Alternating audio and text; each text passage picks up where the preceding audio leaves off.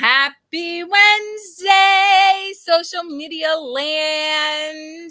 I am super excited to be, what is this, week 3 with Drew Mack for your midweek high vibe conversation, having conversations, all things energy, transformation, self-empowerment, and really any topic that has to do with growth, awareness, and awakening to what I would believe is love.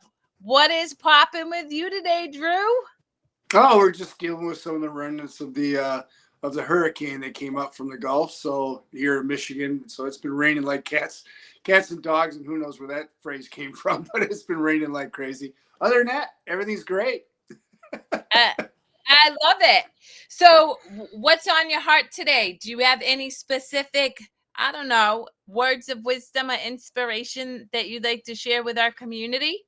You know what? I think for whatever reason, I woke up with the impulse that we should have a conversation, an in-depth conversation today about law of attraction, because there is a lot of people that don't really completely understand law of attraction. And since we're talking about energy here, right, and it's particularly frequencies and emotional frequencies, law of attraction is a pretty important subject to grasp, if you will. And even though people like Abraham and the books like The Secret, movie The Secret, they've reached tens of millions of people, and we still have a lot of people operating around worry, frustration, overwhelm, and fear. And so the other thing is that I was remembering today when I came out of my activation, and you may not even know this, Kerri, about me. I spent 4 years Yeah, driving for you said Lyft, and that's right. So, and it was right at the time when I was sort of evolving into doing this work, right? And I realized when I attracted it, it's like, oh, this is going to be practice. I'm going to have to be able to manage my energy. And 2 of those years were during COVID. And so there's probably not another energy sensitive person, if you will, that has been in front of more random energy fields than me in that 2 year period, because there was nothing going yeah. on, right? So, I was one of the few drivers out even. And I had a lot of conversations about law of attraction. So I was thinking about that today, and it's like, you know what? Maybe we should touch on the basics of it, if you will, and Yeah. see where it goes. Well, What do you think about that? I mean, I love a good conversation about anything. If you hadn't noticed, I can talk. So I am happy to have an in-depth conversation around law of attraction. But you alluded to working for Lyft helping you as you got to doing the work that you're doing now. Share with the audience what it is you do, how you show up in service to people. Sure. So what I do is I'm a peak performance energy activation and plant medicine coach. So I help people understand how they can fairly easily operate from more elevated states of consciousness, and specifically flow states. That's what scientists call them. Athletes call it the zone, right?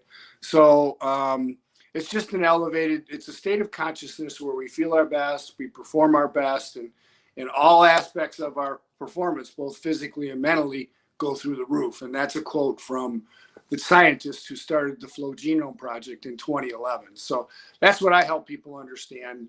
It's all about their energy, their thoughts, etc. Awesome. Yes. I love it. And for anybody new to our show, I like Drew work with people to cultivate joy and self-love within themselves. I primarily work with people who struggle with addiction and are steeped in mental health struggles, whether it's, pervasive anxiety, depression, things of that nature. So essentially, I help people move from the states of consciousness that Drew mentioned earlier, shame, guilt, fear, apathy, into higher levels of consciousness, which is where you want to be, because the reality is law of attraction, we're constantly attracting everything. Like our Mm-hmm. experience is a result of our internal state, our feelings, our pervasive thoughts, and things of that nature. And so we do similar work, just in different ways, but we're both very versed in the importance of cultivating a consciousness or an awareness or an experience. For anybody who's like, what is consciousness? An experience throughout your day that you sit in joy, you sit in love, because in that you're then attracting more experiences that will continue to cultivate those feelings within you. So that's for me. And then Drew and I want this to be immersive. So if anybody's out there watching, please feel free to leave comments, ask questions. We are happy to answer. If you see this on the replay, absolutely reach out to us. You'll see both of our QR codes, and we'll be happy to follow up with whatever questions you have and probably touch upon them in our next show. So, with that being said, Drew, for anybody who does not know, I kind of high level alluded to it, but what is the law of attraction? So the law of attraction is the most powerful, or one of the most powerful laws in the universe, right? And everyone knows about gravity, right? But you never went to school to learn how to use gravity. And nobody went to school and learned about law of attraction, and probably everybody should have to understand. So it's really physics. That which is likened to itself is drawn. That's the statement, right? So what most people don't realize, I mean, we learned about that. Yep. We learned about magnets, that kind of thing. But most people don't realize that our thoughts are things. Our thoughts create an energy, they create frequencies. And those frequencies attract like frequencies. And everyone has had the experience of law of attraction influencing their life, whether they realized it or not. You get out of bed one day and you just think, wow, I'm yesterday was terrible and today's whatever, and they go out and everything goes to hell in a handbasket, and they get done at the end of the day and they're dead tired, right? Just everything went wrong that could go wrong, and they're dead tired. On the other side of the coin, they woke up one day and they went, wow, today's going to be a great day because this is going to happen and this is going to happen. And yesterday was a good day, so this is going to carry over. And they go out in the world and everything sort of seems to line up, and they go, boom, boom, this happened great, this happened great. They get a lot done. They're really happy. They get done at the end of the day. They go, man, that was a great day. I want to have more days like that. And they're not tired. They're totally energized. Same amount of hours in a day, right? So that's law of attraction. That's it. Yeah. So you're essentially, for anybody who is spiritual, and I am very versed in the science. So a lot of what Drew is talking about is science based.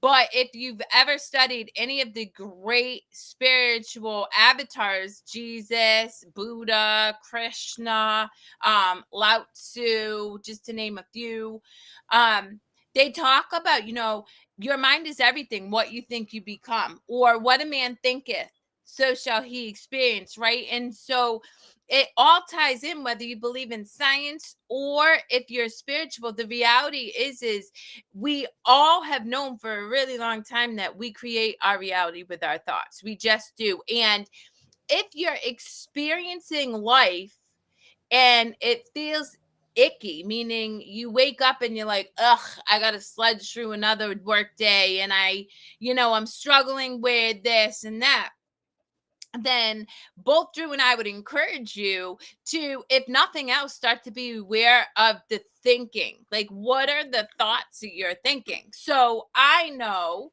every morning, you just talked about, you just came out of an activation, which we'll get into because I think it blends beautifully into this conversation. But with me, it's just setting an intention and really cultivating the feeling of that intention. I want to be of service and to the highest good for everybody. I want to laugh often. And then if I want something to happen specifically, I will call that into my experience, which I'll give you a good example. Yesterday, I woke up, I'm like, I want to manifest random money today. That's it. That's all I thought about. And I let it go. By the end of the day, I got a statement from Synchrony Bank saying that they had overcharged me and deposited money in my account. But that's because I'm conscious of how I feel, and I make intentions. So for you, Drew, how do you work with understanding the law of attraction, and how does your your routine of activation play a role in that? Okay, so what I do is I activate the emotional frequencies that I choose to operate within all day long, right? So I go in and I bring in love and appreciation and focus and prosperity and abundance and clarity and focus and joy, and I bring those into me and activate my whole body to calibrate to those frequencies before I go into a deep meditative state. So that's the Well, first what does thing I that mean do. though? So for Once I go into that, layman's terms, right? The person who doesn't even know I mm-hmm. activate my whole body, right? What explain that as if I have no clue what that means. Well, most people don't. So I guess I probably should, since I created it.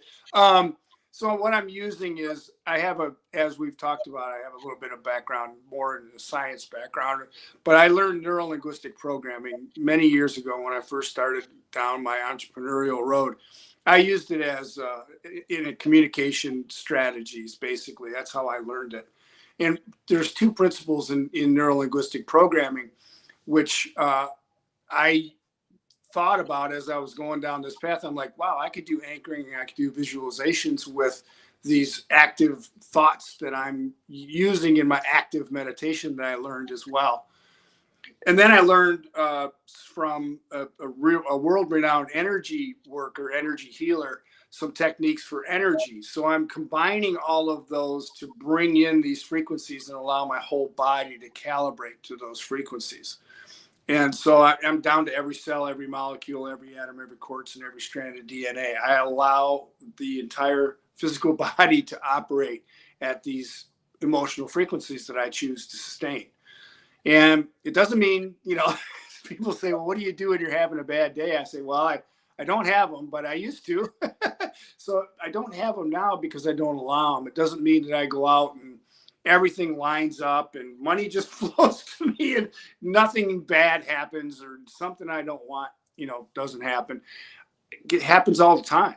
I mean, what most people don't realize is that what we're here to do is sift the sort. We're trying to figure out what we do want. And in order to do that, we have to know what we don't want, right? So we're going to get those things we don't want.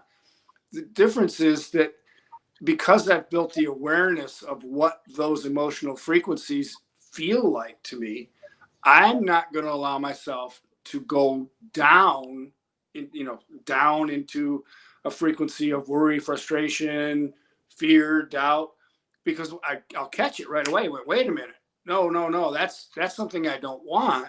So all I do is I shift my focus. If it's what I don't want, I'll shift it over to something I do want, because I'll bring that emotional frequency right back. And then I just focus there, and all the energy from the stuff I don't want has to fade away. So it's all about awareness. That's And what I would add to that for anybody who's curious is it is a practice, right? In the beginning, I would have to make that choice over and over and over and over and over and over again. And there are still certain things, particularly as a mom, that I have to continuously be aware and make a different choice, continuously be aware and make a different choice. So that way my whole day, the whole experience, and the time that I'm awake in a 24-hour period isn't impacted by those thoughts. And sometimes it takes me a good half hour, an hour, but I constantly make the choice to think something differently and feel something differently, feel love, cultivate joy, cultivate, connection. And in doing that, I eventually move out of it. So it is a practice. And it takes time. So for anybody who's like, well, I've tried it and it doesn't work, It's kind of like working out at the gym, right? You're not going to get results the Mm-hmm. first day, the second day, the third day, but in 2 months, you're certainly going to be lifting heavier weight and you're going to see physical results of the work that you put in by consistently practicing lifting weights. Yeah, that's so funny. I just thought of that yesterday, so of course you brought it up today. I I used to teach weightlifting, Yeah. right? And I taught it was a college, a community college that had the course, and I didn't bring people, even though they're whatever 19, 18, 19, 20. I didn't put them through their first couple of workouts. I didn't have them lifting heavy weights, or they'd never come Yeah. back. Right. So true. And I mean, first of all, I mean, they'd be so sore they would.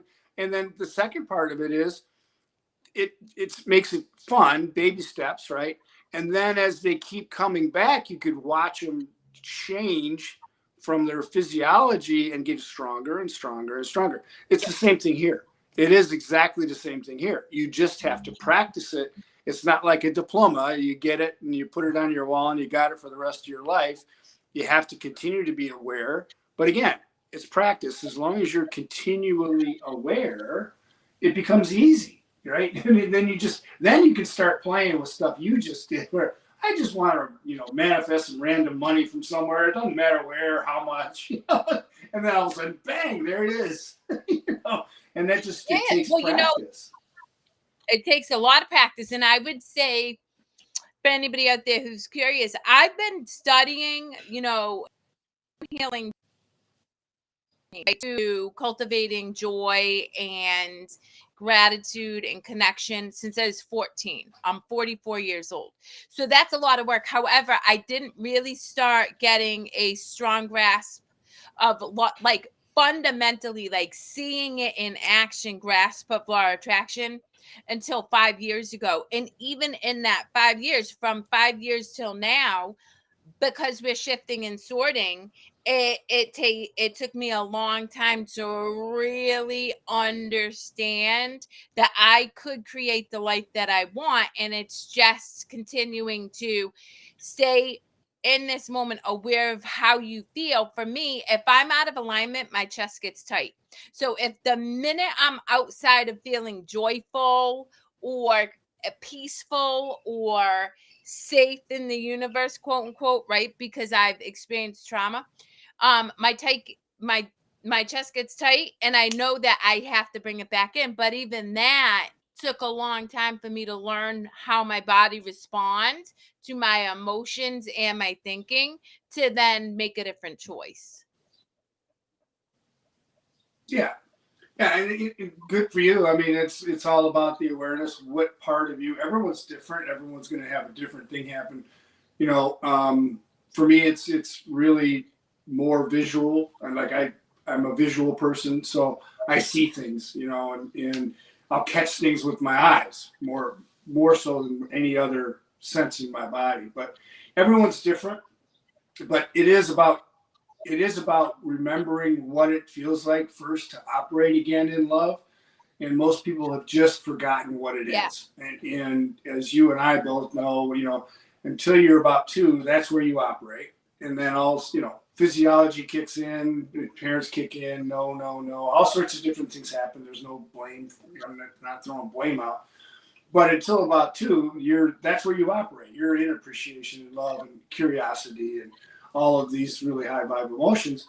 And then we get conditioned out of it. And that's fine. All we got to do is condition ourselves to go back to it, right? And then realize when we're not there, we can go with the awareness, go, oh, wait a minute. I recognize that emotion. I don't want to experience that emotion. I got this other one that I can trigger and bring myself back to.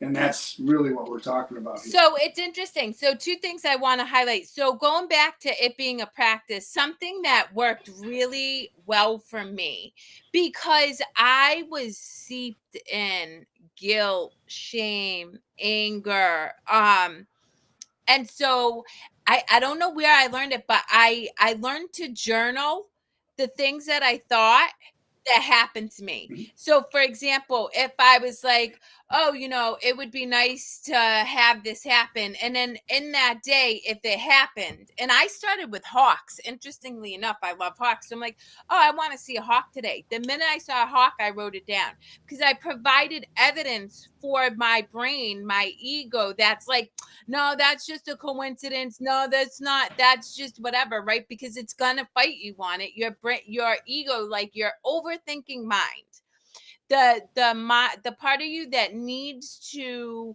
have everything tangible, soluble. I mean, not soluble, tangible, like evidence is going to tell you that it's not real. So you keep a journal of all the things that you thought that you then manifested, that you created or you were attracted to. And then at over time, as you start to prove to your subconscious, no, there's way too much evidence, it starts to rewire the way you think. So naturally, that it works. Yeah, journaling is a great thing if you can get into the practice of doing that to when you catch stuff Yep. like we're talking about. Yeah, that's a great way to do it. And just setting intentions. By the way, let's talk about that for a second because I love that topic. A lot of people say to me things like, "What are your goals?" And I say, "Well, I don't have goals. I don't play goals. Goals." Because we're talking about energy here, and there's always two ends of a stick when you're talking about energy, wanted and unwanted, right? When people set goals, a lot of times what they're doing is setting themselves up for not reaching that goal potentially, right? Whereas what you do is great, and what I do, I agree with, it's intentions. Set an intention, they're general enough so that you don't have, oh, I didn't hit my, make 10 appointments goal today. Set an intention up, I'm going to set as many appointments today as I possibly can and have fun in the process. Something like that, as opposed to a goal. Like I have 4 main intentions every day: be an uplifter, positive influencer, co-creative, mutually beneficial relationships, and a conscious conduit of connection and collaboration. Those are my intentions. If I go out into the world, this is the way I look at it. If I go out into the world with those 4 main intentions, everything will take care of itself. And once one of them happens, I get a smile from somebody I don't know or something. I just Yeah. hit one of my intentions, right? And then when the other things happen that are just incredibly fun, like the conscious conduit of connection and collaboration, you just go, wow, that just made my week. One of those makes your Yeah. week. Well, and it's so funny because I like you, I set intentions, but I know you've touched upon this before too. I set intentions for how I want to feel. So sometimes it's not even that I want to connect with Mhm. a certain amount of people, or well, not that, but like I want to connect with as many people. I just want to experience joy and love throughout the day. And to your point, you'll then attract experiences to allow you to experience the feeling that you are setting an intention for, right? Because you've asked for it. Secondly, science has identified a part of the brain, the reticular activating center, which, to your point, it is the part of your brain that is going to start to look for what it is you tell it to look for. So, for example, how many people go to the store and I don't know, buy something red? Now, throughout the whole day, they're noticing red everywhere, and it's because they sought out red, and now they're actually finding red not just in the store but wherever they're at.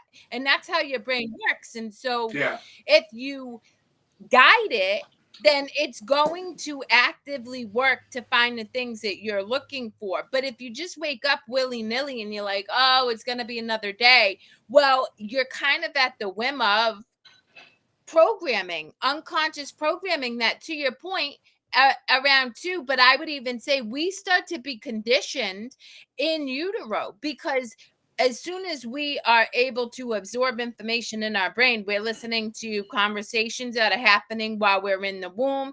We're listening to societal expectations and stuff.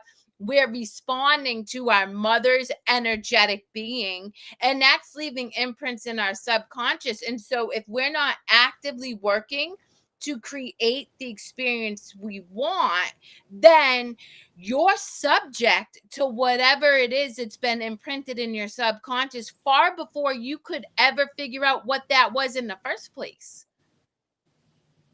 Yeah. Yeah. You really are willy nilly, right? You're out there willy nilly. And one of the analogies I like to use is, we're not only broadcasters, we're also receivers, right? So that's a bit of a challenge. But think of yourself as the radio in your car. So you're a receiver, you're a radio in your car, and you want to. Back in the old days, I have to remind myself. I Back in the old those. days when you could I tune. remember those. Like, so when you could turn your tuner, which you can't do now. But anyway, back in the day when you could turn your tuner, and if all you wanted to do was listen to 107.1 FM all day long, what's the work, right? What's my work? I tune my tuner to that frequency. And what happens is there's all sorts of emotional frequencies flying around out there. It's just like the radio frequencies we're talking about here. I've got, hundreds of radio frequencies between FM and AM floating around in my space. I can't see it, can't taste it, can't touch it, can't hear it, but I know it's there for a fact. I know they're there. So that exercise of me turning my tuner to that frequency, I know I'm going to get that frequency, right? So it's sort of the same thing here. If you can practice yourself into tuning into those frequencies, you're going to receive them more and more and more all day long. Otherwise, you're just out there letting your thing go on scan and finding all sorts of different frequencies. And unfortunately, if you hit more than 15 seconds of experiencing that frequency, boom, you're going to attract another one just like it, whether you want it or not. Law of attraction doesn't say, no. You don't want that one. It's going to say, oh, you like that? Okay, we'll give you more of that. So your scan button's on all day long, stops here, you don't catch it in time, 15 seconds, it's worry. Uh-oh, now I got frustration coming, now I got overwhelm coming. And it's little as 60 seconds, and you got a lot of momentum rolling down a track that's really hard to stop. That's why it's so important, right? Yeah, and it's so funny, that leads me to think 99.9% of the time I'll jump on a call with a client or somebody I'm connecting with or whatever, and they're like, how are you? And I'm like, I'm amazing, right? And I remember like 10 years ago, I would jump on a call with somebody like me and I'd be like, oh, they so fake, because I had such a different understanding of life, right? And so I'm like, you can't be happy all that time, like all the time. And I tell people, no, but you really can. But something that came to me as we're talking about law of attraction, and something that's been on my heart to speak about, I think it mirrors beautifully. What are your thoughts or your perspective on the role that forgiveness plays in law of attraction and the experiences that people cultivate? Well, it's interesting. That's a pretty good question, actually. That was one of the things that when I first learned active meditation, that was one of the emotions that was put into that original program or system. And I realized when I started working with energy really heavily that forgiveness could be replaced with appreciation. And when I made that shift, appreciation, forgiveness for me was going backwards. And I don't ever want to go backwards with my energy. And that's just me. I know a lot of people use that and very effectively. Just for me, what I wanted to do is always be moving forward and never looking back. And because now is the only place I can live, right? I can't live. If I'm going backwards, for me, that's forgiveness going backwards. But again, that's me, and everyone has their own thing, right? And so if you're gonna, Yeah. for me, forgiveness is forgive yourself for not knowing what you didn't know before. And guess what? You can't know what you don't know until you know it. So Yeah. Well, why I mean, forgive it's yourself? yeah. Well, we can't know what we don't know until we know it. And here's my thing, right? I think for people who are aware of how their emotions and how, like, right, I remember listening to Eckhart Tolle and just being like, this man does not make any sense. Yeah, Now, strong understanding of him. And I feel like when you say appreciation, that could be really obscure for the person who's experienced rapes or domestic violence or mm-hmm. traumatic life experiences. Now, I have experienced all of those and more, and I totally get your perspective of appreciation, right? Because I'm appreciating who I am as a result of those experiences. And honestly, I believe that it has led me on the path that I'm on now, where I experience joy, love, and appreciation all the time. However, when you're seeped in that suffering and that really like icky, sticky feeling of just pain that comes from having those experiences and not understanding law of attraction, right? I think it's important to recognize forgiveness is paramount. Yeah, Paramount. sure. It's a Because step up the ladder, right? It's a step up the if you ladder. don't if you don't forgive, the Mm-hmm. only person you're harming is yourself. Mm-hmm. Because, for example, if I sat in anger and feeling disempowered by the experiences I had with my ex-boyfriend, right? Um, I would still be a really angry person, despite the fact that I have not been involved with this person for 25, 30 years. So Mm-hmm. I Mm-hmm. would be taking a part of my story, right? Which you and me won't even go there right now because it's high level, but and recreating. Now, if I know that I'm angry 25 years later. Now, guess what? I'm attracting angry people to me Mm-hmm. because by definition, law of attraction states like Mm-hmm.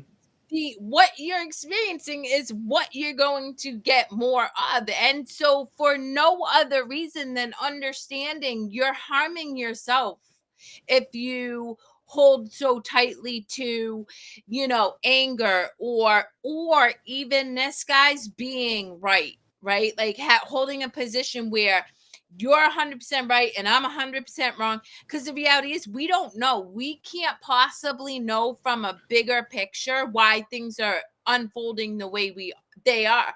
All we can do is, what can I do in this moment to let go of the anger and to experience some peace? Because when you experience peace, then to Drew's point, you operate in appreciation because now you're just thankful for just like this feeling that you get to walk around with instead of anger, which makes you feel icky. Yeah. Yeah, and we talked in our last episode. We talked about that table that I was allowed to create or allowed to create through me, and that's what that thing's for. I mean, that thing is just to allow people to experience what it feels like to be in an elevated state or heightened state of awareness slash consciousness in an energy field that's high vibration. Because most Yeah. people don't know what it is and don't remember it really. I mean, that's so long ago. And yeah, I mean, I didn't have any of those traumas that I was trying to get rid of. So I think it was easy for me probably to not, have to go down the road of forgiveness. I'm sure that most people probably do.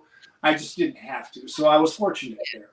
Yeah. And yeah, I mean, it's experience is, like I say, words don't teach any of this stuff. We can throw these concepts at you, all, and they can make sense, but experience, nothing replaces experience. When you experience what it feels like to operate at those frequencies at your highest level of being that you could possibly be at where you are right now, then you know you don't want to go back.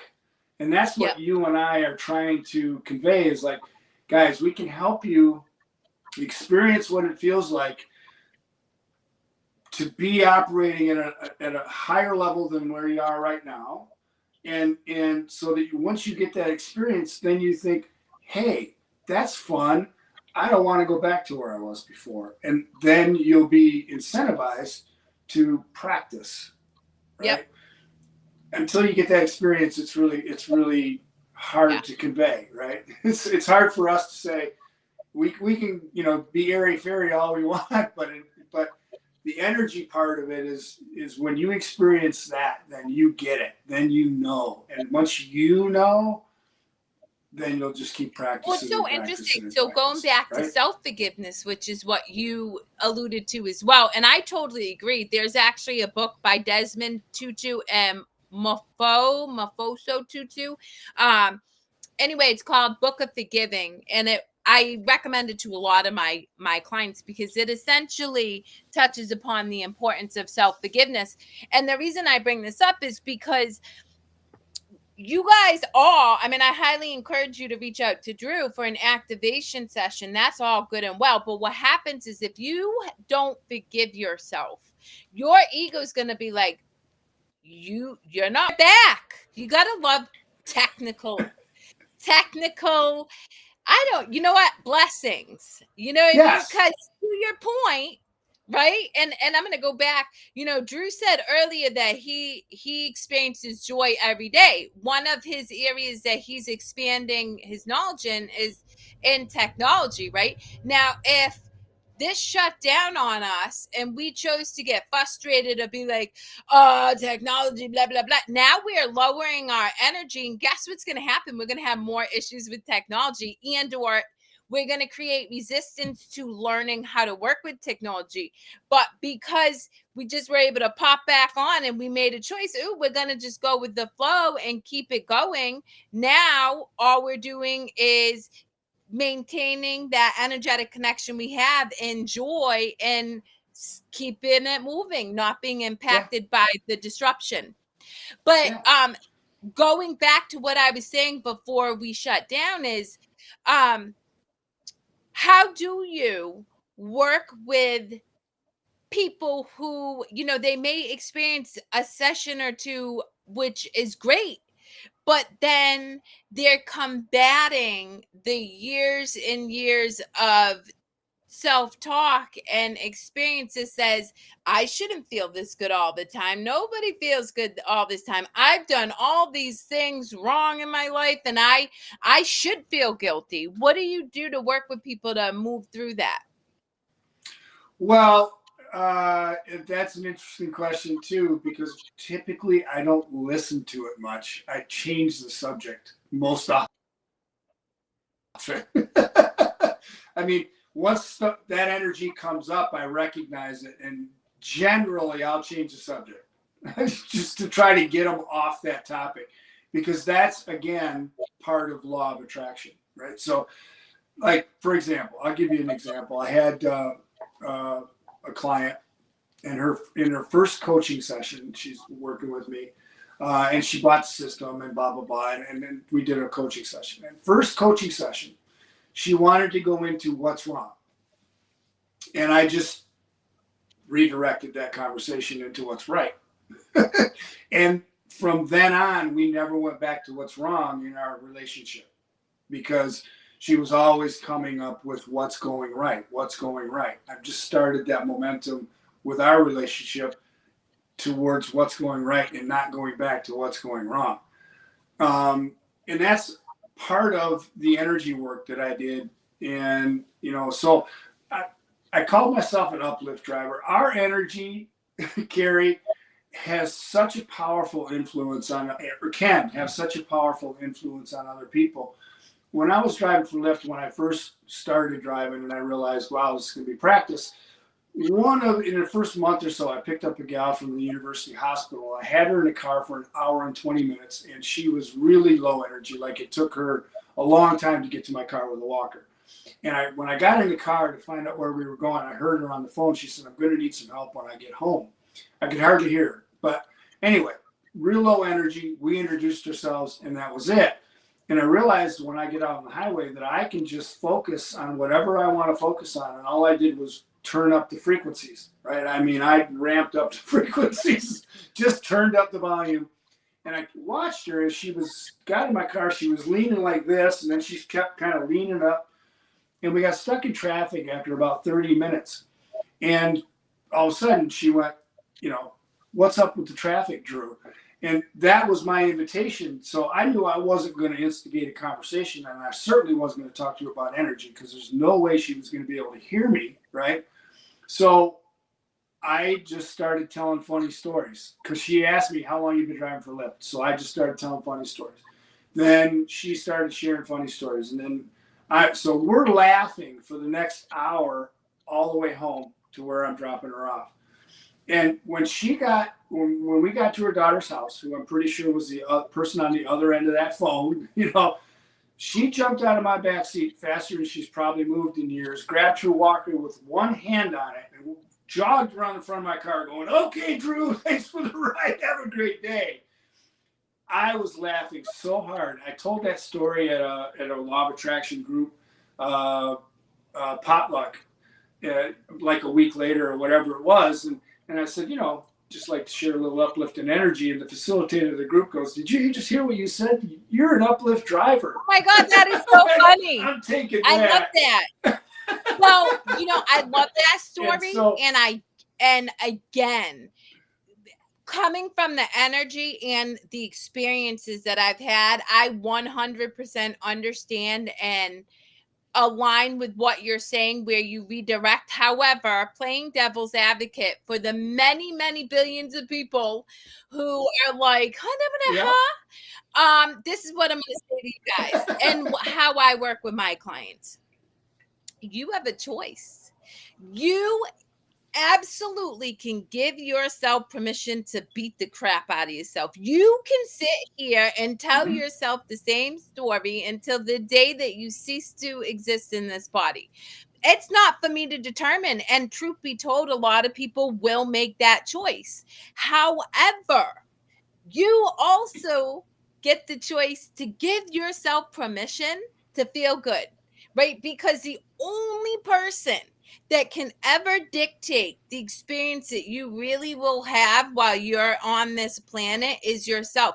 Drew and I can walk into a room, we can get the party started, so to speak, and literally, like, just because we're joyful, people want to be around joy, they're gonna come and we're gonna have a great time. But the minute you leave my experience, you may feel good for a little bit. Drew may have activated you for a day or two, but if you don't then choose and decide, "Ooh, I want more of this," I'm gonna let the BS go. I'm not gonna hang on to the story that I need to beat myself up because my kid passed away and I wasn't able to be there for them and blah, blah, blah, whatever it is, because we all have experiences, then you will sit in that suffering. And I think the thing I want to take away from the work, like the thing I want all of you guys to take away, and I know Drew does too, we want you to experience the lives we have, the joy that we have, the fun. I mean,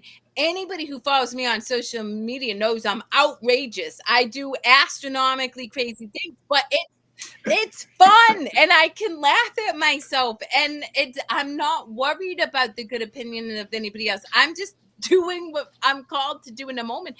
Or I could make a choice. Oh my God, I'm going to offend people if me and Nana make this ridiculous post.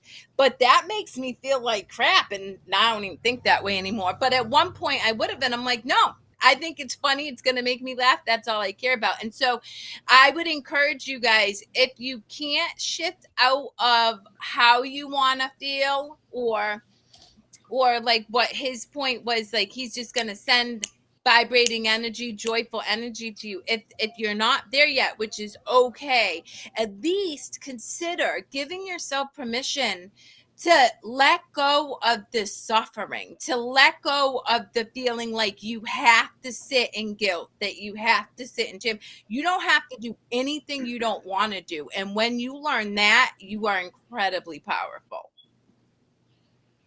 Yeah, absolutely, 100%. And here's the little tip. Again, talking about law of attraction. So law of attraction states that which is likened to self is drawn.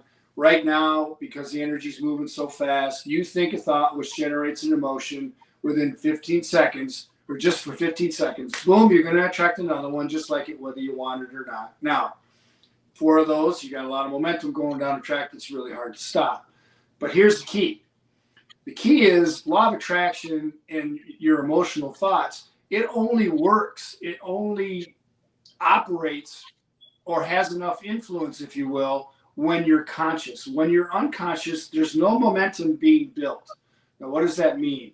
That means when you're sleeping, you're unconscious, right? I don't care what you dream. It's really hard to have a dream that's going to be so influential that you're going to wake up and it's going to start momentum down a track you don't want to be going. In other words, when you first wake up in the morning, there's a little window right there where you've got a good opportunity to take advantage of the fact that you're probably operating pretty high. But what most people do, unfortunately, and I've done it, so have you, we go back and grab the thought that had us upset from yesterday, or worse, go back and grab the thought that had us upset from 10 or 20 years ago, and start the momentum going down that track. So that little window, first thing in the morning, is a really good window for you to become conscious and aware of, so that maybe if you're considering not going back and grabbing those other thoughts, that's where you can start some kind of a self-meditation practice or something that gets you started down a road that doesn't allow you to go back and grab that thought that had you upset from 10 years ago or last night or whatever it is. And if you can break that pattern to begin with, then you'll find it's pretty easy to go more often towards where you want to go. Doesn't, it's not going to happen out of the gate, but it certainly can happen pretty quickly with a little practice. And something else I want to highlight is so often we think we're gonna get rid of a thought by fighting the thought. Meaning, I used to do this all the time. Mm-hmm. I don't know. I think I can't stand my husband. Then I'd be like, well, I can't think like that. I can't stand my husband. By fighting the thought, you're actually keeping the thought going. So for me, there's so many practices out there, guys, that can help you let go of the thought instantly. Breath works one. But one that I recommended to my client earlier today, because she was doing what Drew talked about and saying that, yo, I have so much work to do. I'm like, no, you don't. We just had the most joyful conversation. Your work is to sit in peace. Your work is to, but if she gets caught in that thinking, put on high vibrational music. What gets you jamming? Right? Mm-hmm. Music for me can shift me out of a state like boom, boom, boom. And so, a tip for you guys this week is create a playlist of all music that just, you gonna just, as soon as you hear it, you start to wiggle and shake or just jam out. And in doing that, you've then shifted your thoughts without overthinking shifting your thoughts, because that was something I struggled with in the beginning too. It's like, I'm fighting the thought, which is actually preventing me from letting go of the thought. Yeah, I talk about that all the time. It's like, so you're going to 100% get whatever you focus on, right? So that's part of law of attraction. You're 100% going to get what you focus on. And I hear a lot of people in the metaphysical world say, well, you got to learn to let go of that. And I say, well, good luck with that, because what do you focus on if you're trying to learn how to let go of it? You're focusing on what you're trying to let go of. You're going to get more of what you're trying to let go of. Great pattern break, music that gets you moving. It doesn't matter what it is. Music that you resonate with that gets you moving is a great pattern breaker. I love it. Sure. And then, of course, you have your activating system. But before you came up with this, you had this insight, because Drew did the work like every other person. And again, he and I are here to tell you, it's just awareness. It's making choices. What's another tip that you kind of leaned into prior to knowing that you can shift out right away that brought you back to a joyful energy when you were stuck in maybe feeling icky? It's so long ago, I'd have to go back in my memory. Drew's dating himself, guys. He's aging himself. I love that. I think that is a I don't. perfect place to end because it's with laughter, which is always what I love to cultivate in my life. So, for anybody who's found this valuable, please reach out. I know that I've had feedback that, people are watching this afterwards. Ask questions. If anything's confusing or you need more clarification or you disagree, hey, me and Drew can handle people who don't agree. Please reach out. We're happy to have a conversation with you, answer any questions, and or support you individually, by Drew working with you through activation, by me really working with you to start to become aware of your thoughts and helping you give yourself the permission to sit in that high vibrational energy, which will create the life that you want. Any parting words? Perfect. No, I think that's great. We ended on laughter, and literally, I could not pull up whatever it is you were asking me to pull up. I It's so love it. and it's behind me. With that, guys, sit in joy, sit in love, and until next week, keep being amazing.